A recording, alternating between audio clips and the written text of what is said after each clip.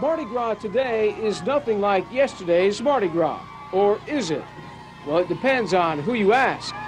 Today's carnival is full of color and mystery, but it's a tradition that has been handed down by generations of Mobilians, from the legendary Joe Kane to the Excelsior Band. As the years have gone by, Mobile has seen Mardi Gras evolve from 5 small parades to today's 19 parades. Caldwell Delaney, a local historian, remembers the way Mardi Gras used to be. He says even the Depression didn't stop the party. In fact, it was even more elaborate than it is today, because float builders worked cheap. It was so cheap to build them. I mean, they could build an elaborate float, and it cost very little. As I said, at 27 cents an hour, what on earth are you going to do? You know, you could have a whole crew, as big a crew of people as you want. Then, you see, it all came to an abrupt end at World War II. You see, there was no Mardi Gras during the war. And that ended that era, and then immediately after the war was inflation, you know, and they didn't have the money to spend. So they never could go back to that period of full, round, sculpted floats. Mobile's black community also has a strong Mardi Gras tradition. There was a time when members of this parading society had to battle City Hall just to get a permit to parade.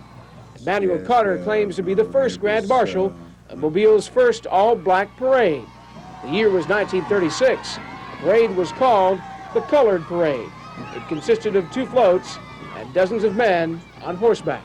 It was cold, like it was freezing 0 weather that night, and the people on Davis Avenue were just like this, you know, waiting to see the first black parade, you know, come through Davis Avenue. And we kind of wore a badge of honor and distinction to say we did it, and it was successful up to a certain point, you see, overcoming a lot of obstacles and things. So I rode a horse. I was elected the first Grand Marshal. Throughout the years, new secret parading societies joined in on our big party. In 1994, Mobile will witness 19 parades in less than 2 weeks. Also this year, for the first time, married couples will parade, all part of a new group called the Crew of Merry Mates. Mostly it's people that wanted to participate in Mardi Gras but just couldn't because of the full rosters, you know, and of course they wanted to do this as a couple, more or less, so that's why they've come and joined. And what about the future of Mardi Gras? Well, that's up to us. Historians say that there are 2 things that could do away with what we know today as the greatest free show on earth.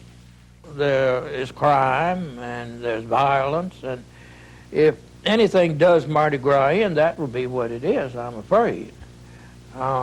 We hope, of course, that it won't. You may see a big party, and there's no doubt about that. But today what we have is a tradition that needs to be handled with care, one to be proud of. It's up to all of us to make sure the magic continues.